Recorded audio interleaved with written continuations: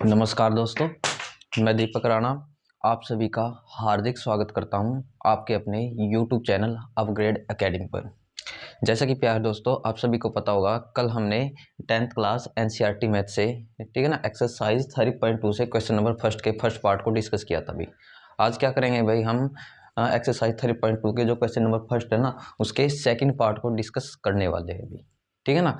और आपको पता होगा जो भी हम क्वेश्चन करेंगे वहाँ पे यहाँ पे वो सभी के सभी हमारे बाईलिंगुअल होंगे। कहने का मतलब ये होगा हम हिंदी में भी करेंगे और इंग्लिश में भी करेंगे। तो चलिए दोस्तों स्टार्ट करते हैं अपने इस क्वेश्चन को। अभी आप सभी के पास क्या होगा, NCERT मैथ होगा। भी बड़े ध्यान से उसकी स्टेटमेंट को रीड कीजिए। जब आप उसकी स्टेटमेंट को रीड करते हैं उसमें आपको मेनली दो कंडीशन, ठीक है ना, उस स्टेटमेंट के अंदर दो कंडीशन मिलेगी।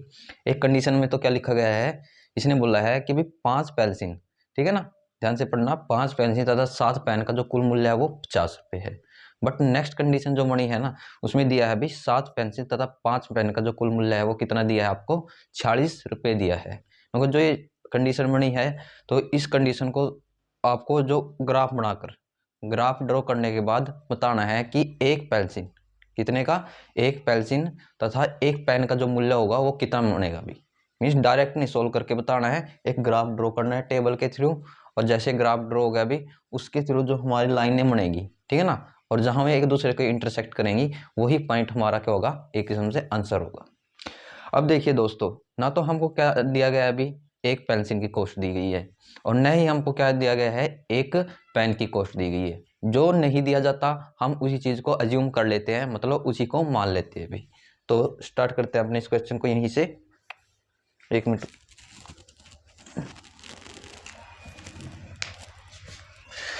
अब लिखते हैं इसको। लिखेंगे let be the cost of a pencil. मान लिया हम एक पेंसिल की कॉस्ट मान के सोल्व करेंगे, वो मैंने मान ली कितनी है मेरे पास, हम मान लेंगे इसको x रुपये है। भी ये साइन होता है भी रुपीज का। अब हिंदी में कैसे लिखोगे आप, ऐसे लिखो इसको, माना एक पेंसिल का मूल्य, वो कितना मानना था, आप बोलोगे हमने x पे मानना था। अब हमने पेंसिल का तो मान लिया, बट पेन भी है ना, तो उसको भी हम अज्यूम करेंगे। तो ये लिखेंगे let be the cost of a pen. एक पेन का मूल्य वो क्या मानेंगे हम, क्योंकि इसकी जो कॉस्ट है कुछ अलग रहेगी, तो पेन की कॉस्ट क्या रहेगी, कुछ अलग, जिसे हम क्या मान लेते हैं, y रुपये है। ऐसे हिंदी वाले कैसे लिखेंगे, माना एक पेन का मूल्य भी कितना माना था हमने, आप बोलोगे 22 रुपये माना था। अब देखिए जो चीज नहीं दे रखी थी वो हमने क्या कर ली, इस क्वेश्चन में मान ली अभी। अब जैसे मैंने आपको बोला था स्टेटमेंट बेस्ड क्वेश्चन है, आपकी कितनी कंडीशन बनेगी, आप जवाब दोगे दो कंडीशन बनेगी। तो यहाँ डालो अपनी first condition, means first case, जिसे हिंदी में बोल दिया जाता है पहली शर्तानुसार। अब पहली स्टेटमेंट में क्या लिखा है, जब आपने इसको रीड किया उसने गिवन है कि भी 5 पेंसिल, यही बोल रखा है ना, 5 पेंसिल, लेकिन कॉस्ट दे रखी है उन्होंने। बट हमने ये चीज मान भी रखी है कि भी एक जो पेंसिल है ना उसकी कॉस्ट कितनी है, x है, तब 5 पेंसिल की कॉस्ट कितनी होगी, तो अब आप क्या करोगे, 5 की गुणा कर दोगे x से। देखो इस चीज को मैं थोड़ा सा ऐसे समझाता हूँ आपको। मान के चलो हम किसी शॉप पे जाते हैं और हमको क्या खरीदने हैं, 5 पेन खरीदने हैं, और दुकानदार ने हमको बोला कि भाई जो एक पेन है ना उसकी जो कॉस्ट है वो 5 रुपये है, ठीक है, कितनी है, 5 रुपये है, और हमको खरीदने कितने हैं, मान लिया 4 पेन खरीदने हैं। तब आप क्या करोगे, एक तो ऐसे कैलकुलेट करते हैं, एक की कितनी होगी 4, दो की 8, तीन की कितनी हो जाएगी आपके पास 12, और 4 की कितनी हो जाएगी 16, ऐसे करोगे। या आपको एक डायरेक्ट कर सकते हो कि हमको पता है एक की 5 है तो 4 की कितनी होगी, आप 4 की गुणा कर दोगे 5 से, तो 4 पंजे 20, ठीक है ना। मैंने 4 तक गिना था ना, एक 4 के हिसाब से लिया था, बट मैंने 5 माना था अभी, यानी एक की 5 है, दो की 10, तीन की 15 और 4 की कितनी हो जाएगी 20, ठीक है ना। सॉरी मैंने उसके लिए 4 जूम कर लिया था। तो आप क्या कर सकते हो, एक जो पेन है भी जितनी एक पेन की कॉस्ट है उसकी मल्टीप्लाई कर दोगे जितने भी आपने पेन खरीदे। ऐसे ही करते हो ना। अब यहाँ पे देखना भाई, पेंसिल आपने कितनी खरीदी है, उसने बोला है 5 पेंसिल खरीदी है और एक पेंसिल की कॉस्ट कितनी है, x है। तब आप क्या करोगे भाई, इसको सोल्व करने के लिए गुणा ही करोगे ना। कहने का मतलब 5 की गुणा कर देंगे हम x से, तो यहाँ 5 पेंसिल की कॉस्ट निकल के आ जाएगी।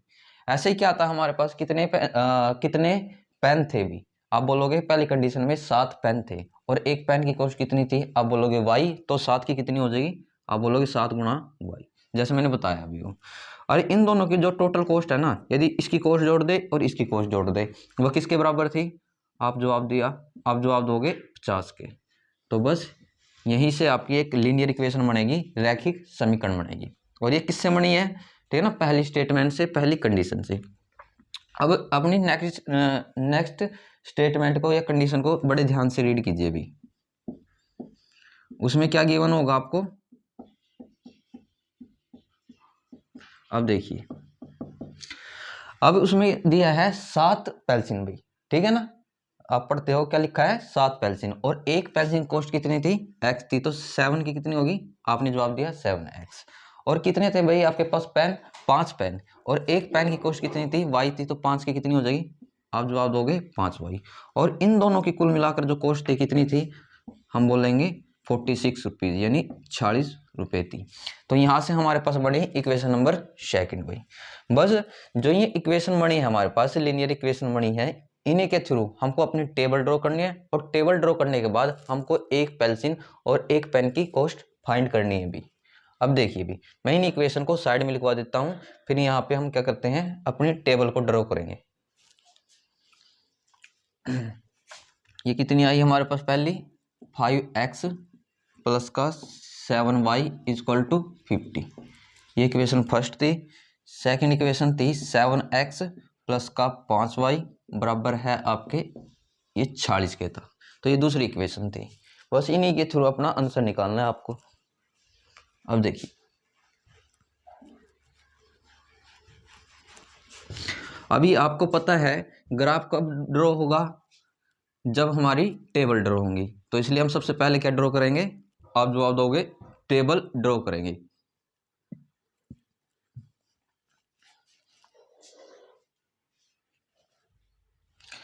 तो मैं यहाँ पे पहले टेबल बना देता हूँ। अभी देखिए, यहाँ पे आपको 3 कॉलम लगाने हैं, यहाँ आपको x लिखना है और यहाँ पे y। तो मैंने कैसे सिखा रखा है अभी, जैसे मैंने प्रीवियस क्वेश्चन सिखाया है आपको, 3 पार्ट 1 में भी सिखाया है, और इसका जो फर्स्ट पार्ट था ना क्वेश्चन नंबर 1 का भी, उसमें भी टेबल बनाने का तरीका बताया आपको। तो यहाँ पहले आप लिखोगे एग्जाम के अंदर, टेकिंग इक्वेशन फर्स्ट, हिंदी वाले लिखेंगे इसमें समीकरण एक लेने पर, ये लिखा। समीकरण एक क्या थी, देखो मैंने वहां साइड में लिखवाई है आपको, 5x प्लस का 7y बराबर आपका 50 के। अब देखो तरीका क्या है, एक तो आपको ये बात ध्यान में रखनी है, ज़्यादा बड़ी से बड़ी वैल्यू नहीं लेनी है अभी, क्योंकि आप ज़्यादा बड़ी वैल्यू लोगे तो ग्राफ भी उतना ही बड़ा बनेगा। सेकंड, आपको ऐसी वैल्यू सोचनी है जो कंप्लीट या तो क्या हो जाए, डिवाइड कर दे, या नंबर को कटिंग कर दे भी। तो ऐसा एक नंबर सोचना है जिससे कि हम क्या कर ले, इजीली अपने क्वेश्चन को सोल्व कर ले। आंसर तो आपका डेसिमल से भी निकल जाएगा, बस थोड़ा सा उससे कॉम्प्लिकेट हो जाएगा भाई। इसलिए एक ऐसा नंबर लो जो एक इंटीजर यानी कंप्लीट नंबर बन जाए आपका। अब यहाँ पे देखो भाई, आपको यहाँ पे 5x है, यहाँ 7y है। यदि मैं यहाँ पे क्या कर लूँ, पुट कर लूँ x इक्वल टू 3, आपको अपने माइंड में या फिर रफ में करके देख लेना वहाँ पे। तो यहाँ कितना बनेगा, 3 पंजे 15, उधर जाएगा माइनस का हो जाएगा, इससे लेस करेंगे देखो कंप्लीट डिवाइड हो जाएगा। तो कहने का मतलब यहाँ ये है, इससे समझाता हूँ मैं आपको। यदि मैं पुट कर लेता हूँ x इक्वल टू 3, यानी हिंदी में लिख लेना इसको, x बराबर है 3 रखने पर भी, ये हिंदी वाला लिख लेना। अब जहाँ भी आपको क्या दिखता है, x दिखता है, मैं वैल्यू कौन सी पुट करनी है, आप जवाब दोगे 3 पुट करनी है। ये 7y आपका एट इज बराबर 50 के। 5 के हम 3 से गुणा करेंगे, कितना बनेगा 15 प्लस का 7y बराबर है 50 के। ये प्लस का था, उधर जाके आप बोलोगे माइनस का हो जाएगा भाई, 50 माइनस का 15 भाई। यहाँ से 7y और 50 में से 15 घटाएंगे तो कितना बचेगा 35। निकालने किसकी है अभी हमको टेबल के लिए, y की वैल्यू, तो 35 80 ये 7 गुणा में था, तो जाके आप बोलोगे भाग में हो जाएगा। तो कैंसिल करेंगे 7 पंजा 35, मीन्स वाई की वैल्यू कितनी मिली 5। यानी जब आपने क्या रखा x बराबर 3 रखा तो y की वैल्यू 5 मिली। तो इसलिए मैंने यहाँ पे 3 ना तो 1 रखा मैंने या ना ही 2 रखा। क्यों? अब आप देख रहे होंगे कि यहाँ कंप्लीट ये फंक्शन है ना डिवाइड हो गया अभी, तो इसका रीजन ये था। तो भाई अब बस जो चीज आपने रखी है, क्या रखी है, x इक्वल टू 3 रखी है और y इक्वल टू कितना मिला था आपको 5, उसको यहाँ पे रख देना है। अब क्या है भाई, हमारा एक सोल्यूशन निकल गया। अब आपको क्या निकालना है, अपना इस टेबल का सेकंड सोल्यूशन निकालना है। तो इस सेकंड सोल्यूशन के लिए भी आपको क्या है, या x की सोच लो या y की सोच लो, बट x की अब 3 नहीं सोचनी है, कुछ भी सोच लो। y की आप सोच सकते हो समथिंग कुछ भी। मान के चलो भाई मैं ऐसी एक वैल्यू सोच लूँ यहाँ पे x इक्वल टू 8, 8 पंजा 40 प्लस का उधर जाके माइनस का 10, इससे तो बनेगा नहीं भी, बट हम इससे बना लेंगे भाई। इससे कैसे बना सकते हैं, मैं y इक्वल टू 0 पुट कर लूँ, ठीक है ना। अब जैसे मैं 0 पुट करता हूँ, क्योंकि इन दोनों में से हम पुट कर सकते हैं, तो ये इसको डिवाइड कर देगा और कंप्लीट ये फंक्शन नीचे जाके डिवाइड हो जाएगा। तो यानी यहाँ पे यही चीज लिखेंगे, put y equal to 0, Hindi में लिखेंगे y बराबर है 0 रखने पर। अब देखिए जहां आपको y दिखता है वहां क्या पुट करना है, आप बोलोगे 0 पुट करना है। यहाँ 5x एस्टीज प्लस का 7 और y की जगह कितना आएगा जो आपने 0 अज्यूम किया है, और बराबर किसके चलेगा 50 के। तो आगे सोल्व करते जाओ भाई इसको, 7 की हम 0 से करते हैं तो 0 ही होगा भी, इक्वल टू क्या बचेगा आपका ये 50। अब हमको निकालनी किसकी है इस केस में x की, यहाँ 50 ये मल्टीप्लाई में तो इधर जाके डिवाइड में मतलब भाग में, तो कैंसिल करेंगे यहाँ से x की वैल्यू कितनी मिलेगी 5 आया 50 भाई, कहने का मतलब 10 मिली। अब इसका रीजन ये था कि भाई मैंने y बराबर 0 मानी, क्यों, अभी आप देख रहे होंगे कि ये कंप्लीट यहाँ पे आके डिवाइड हो गया। तो यानी यही वैल्यू आपको बस इस टेबल में पुट करनी है। क्या किया अभी आपने, जब आपने y बराबर है 0 पुट किया तो x बराबर कितना मिला आपको, आपने जवाब दिया अभी 10 मिला। अब ये क्या है भाई, हमारे पास इक्वेशन नंबर फर्स्ट से ये टेबल ड्रॉ होगी। अब बच गई क्या हमारे पास इक्वेशन नंबर सेकंड के लिए एक टेबल, जैसे वो ड्रॉ होगी हमारा ग्राफ आसानी से बन जाएगा और हम अपना सोल्यूशन निकाल सकते हैं जो हमको पूछा गया। तो मैं इसको इरेज कर लेता हूँ एक।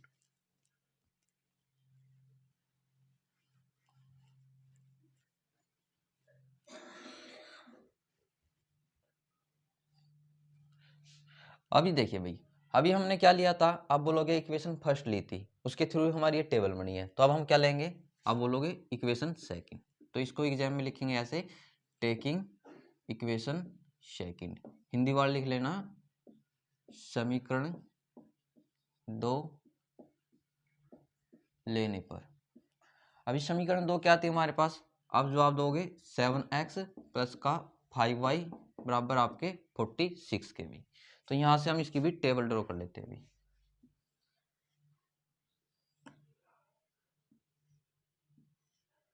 ऐसे 3 कॉलम लगाने हैं आपको, और यहाँ पे x लिखना है और यहाँ पे y लिखना है। अभी देखिए पहले तो सोचना है कि भी ऐसी क्या वैल्यू पुट करे कि जिससे कि हमारा आंसर आसानी से निकल जाए। अभी यहाँ पे देखो, यदि मैं 1 टेकता हूँ 7 एकम 7 और इसको लेस करता हूँ और ये चीज डिवाइड में जाएगी, डेसिमल में आंसर आएगा ना। 2 हो सकता है, मैं 3 से निकाल सकते हैं हम इसको। अब 3 से कैसे भी, अब देखिए मैं बताता हूँ प्रैक्टिकल इस चीज को। आप वहाँ पर रफ में करके देखिए एक बार, और उसके बाद अपना फेयर में सॉल्यूशन कर दीजिए। मैं पुट करता हूँ x इक्वल टू 3, हिंदी में लिख लेना x बराबर है 3 रखने पर भी। अब जहां भी आपको x दिखता है वहां वैल्यू क्या पुट करनी है, आप जवाब दोगे 3 पुट करनी है भाई, प्लस का 5y आपका एच टी रहेगा बराबर है आपके 46 के भी। 7 की 3 से गुणा करेंगे 21 प्लस का ये कितना था अपने पास 5y था भाई, बराबर चलेगा आपका 46 के। ये प्लस का 21 था, उधर जाके आप बोलोगे माइनस का 21, 5y एस्टीज इधर आ जाएगा आपके पास माइनस का 21। यहाँ 5y 6 में से 1 गया, आपने जवाब दिया 5, 4 में से 2 गया 2। अभी देखो यहाँ 5 आ गया, यहाँ 25। अब ये फंक्शन क्या हो जाएगा, आप जवाब देते हो कि ये अब कंप्लीट डिवाइड हो जाएगा। इसी कारण से क्या किया अभी मैंने यहाँ पे x इक्वल टू 3 पुट किया। बस थोड़ा ही सोचना है, थोड़ी प्रैक्टिस करनी है, ऑटोमेटिक आपको ये चीज़ें समझ में आती चलेंगी। बस यहाँ से अब y की निकाल दो, तो यहाँ 25 ये गुणा में 5 था, उधर जाके आप बोलोगे डिवाइड में मीन्स भाग में जाएगा। तो यानी 5 पंजो 25। अभी देखिए जब आपने x बराबर 3 रखा तो y बराबर कितना मिला आपको 5। यहाँ से हमारे पास पहला सोल्यूशन बन गया सेकंड इक्वेशन का, x इक्वल टू 3 था और y इक्वल टू 5 था। अब बच गया हमारे पास इसका सोल्यूशन। अब इसके लिए हम क्या करेंगे, ऐसे ही सोचना पड़ेगा थोड़ा सा कि भाई क्या वैल्यू ले जो कंप्लीट डिवाइड हो। अब मान के चलो भाई यहाँ 4 लेने से तो ऐसा कुछ अज्यूम, मैं 8 ले लेता हूँ, 7 8 56 होगा। देखो 6 में 6 गई 0, 5 से फिर डिवाइड हो जाएगा। समझ में आ रही है ना भाई बात। देखो 7 8 56 होगा और 6 में से 6 गई 0, यानी प्लस का माइनस का होगा। बस ऐसे ही दिमाग में अज्यूम करना है। तो बस इस वैल्यू को ही पुट कर दो यहाँ पे, पुट x इक्वल टू 8। यहाँ हिंदी में हिंदी वाले लिखेंगे x बराबर है 8 रखने पर, और जहां भी अब आपको x दिखता है वहां पे क्या पुट करना है, आप जवाब देते हो 8 पुट करना है अभी। आगे प्लस का 5y एस टी बराबर चलेगा आपके 40 के।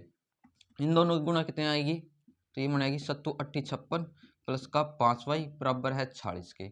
5y को एक तरफ रखते हैं, बराबर आपका 40, ये प्लस का था उधर जाके आपका माइनस का 56 होगा।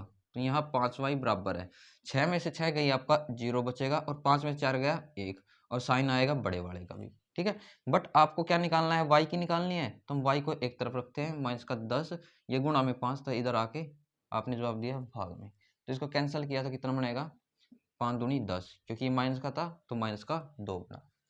अभी देखिए जब आपने क्या किया x बराबर 8 पुट किया तो सोल्यूशन कितना मिला हमको -2, तो यही इसका सेकंड सोल्यूशन है भाई। ये x की 8 थी और y की -2 थी। अब क्या हो गई भाई, हमारे पास दोनों टेबल ड्रॉ हो गई विदाउट डेसिमल में आए बिना। बस इन्हीं टेबल से आपको अपना ग्राफ ड्रॉ कर देना और अपना आंसर जो पूछ रखा था हमको कि एक पेंसिल का और एक पेन का मूल्य क्या होगा, तो उस ग्राफ के थ्रू ही निकालना है आपको। देखिए मैं सिखाता हूँ कैसे निकालोगे। इसको मैं इरेज कर रहा हूँ।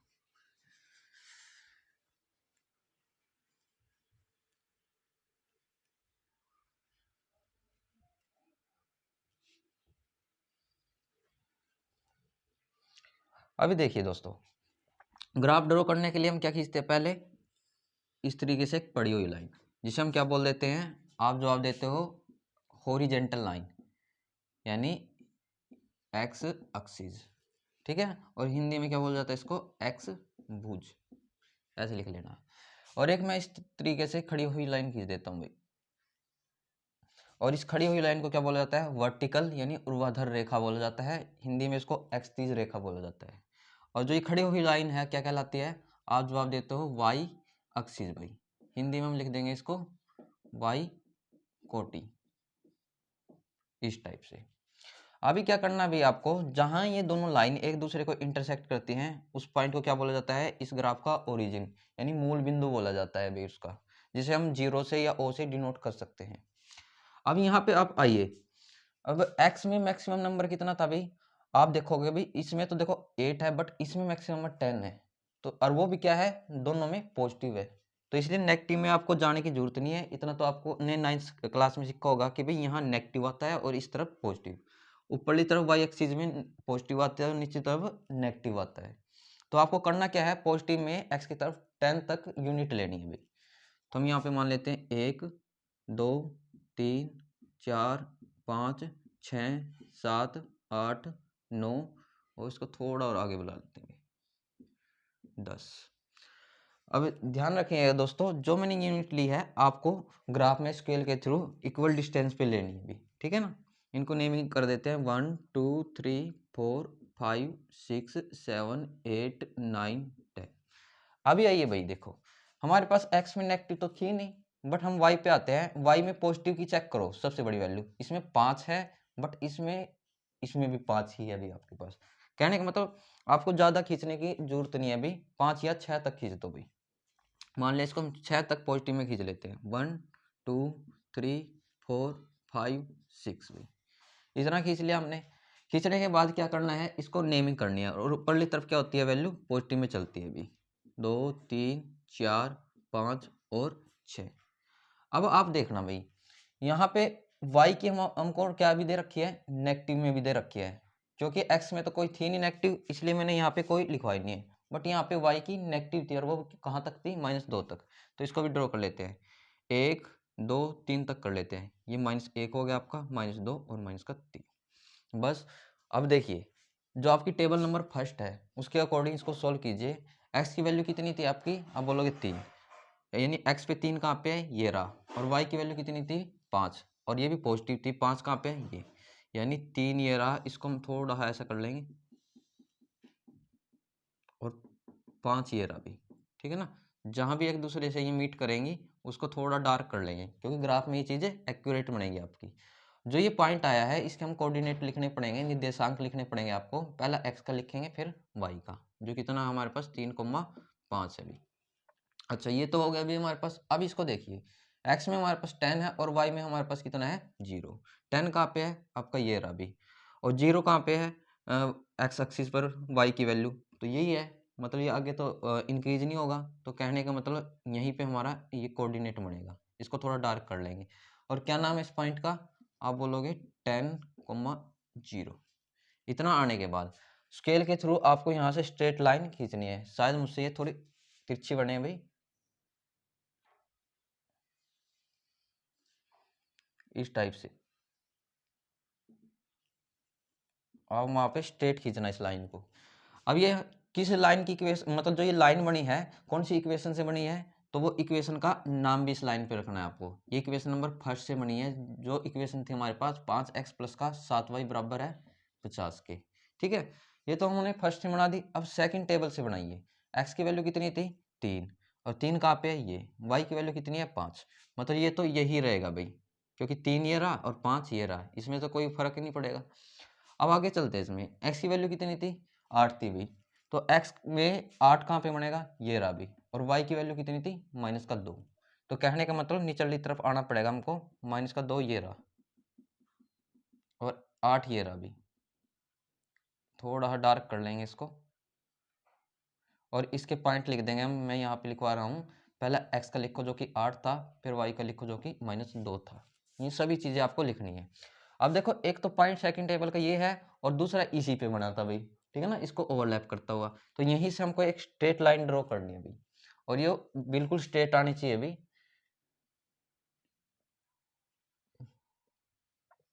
इस तरीके से आप ड्रॉ करोगे तो स्केल से बिल्कुल सही खींचेगी, इस टाइप से एक लाइन खींचेगी। अभी क्या था भाई, आपसे क्या पूछा गया था कि क्वेश्चन ये था एक पेंसिल का और एक पेन का कॉस्ट प्राइस कितना होगा, तो ये निकलेगा ऐसे। अब यहाँ पे चेक कीजिए कि जो ये दोनों लाइन है भी एक दूसरे किस पॉइंट पर इंटरसेक्ट कर रही है, यानी इस पॉइंट पर इंटरसेक्ट कर रही है। और जहाँ दोनों लाइन एक दूसरे को इंटरसेक्ट करेंगी वही हमारे आंसर होते हैं। मतलब कि ये 3,5 ही हमारे आंसर है। और पहले नंबर पे x की वैल्यू आती है, दूसरे नंबर पे y की। और x आपने क्या मान रखा था, आप बोलोगे हमने ये पेंसिल का प्राइस मान रखा था। और y क्या मान रखा था, शुरू में आपने क्वेश्चन को चेक करना, y हमने पेन का प्राइस मान रखा था। तो यानी यहाँ पर हम लिख देते हैं इन चीज़ों को, कॉस्ट ऑफ वन या ए कुछ भी लिख सकते हो पेंसिल। जो हमने क्या मानना था, आप बोलोगे x मानना था, जिसकी वैल्यू कितनी आ गई हमारे पास, 3, क्योंकि शुरू में x की ही वैल्यू लिखी जाती है। यानी एक जो पेन की जो कॉस्ट है वो कितने रुपए आ गई आपके पास, सॉरी पेंसिल की कॉस्ट 3 रुपये आ गई। ऐसे क्या है अभी आपको एक पेन की कॉस्ट निकालनी है, तो ये लिखो कॉस्ट ऑफ वन पेन। तो ये पेन क्या मान रखा था आपने, आपने जवाब दिया y मान रखा था। और y की वैल्यू सेकंड नंबर पे आती है, जो कितनी आई थी आपके पास, 5। तो कहने का मतलब एक पेंसिल की सॉरी एक पेन की और एक पेंसिल की कॉस्ट कितनी आई, 3 और 5। बस यही आंसर आपको इस ग्राफ में निकालने थे। ये हमारा लास्ट में रिक्वायर्ड आंसर हो जाएगा भाई। तो दोस्तों इसी के साथ हमारे क्वेश्चंस नंबर जो फर्स्ट है इसके दोनों पार्ट कंप्लीट हो जाते हैं। यदि आपको कोई भी समस्या आती है, डाउट आते हैं, तो आप कमेंट कर सकते हो। मैं दोबारा फिर यहाँ पे वीडियो के थ्रू इसको दोबारा डिस्कस करूँगा, ठीक है ना, वाइट बोर्ड पर। तो यदि वीडियो अच्छी लगी है तो वीडियो को सपोर्ट कीजिएगा। तो मिलते हैं अपनी नेक्स्ट वीडियो में। Thank you very much.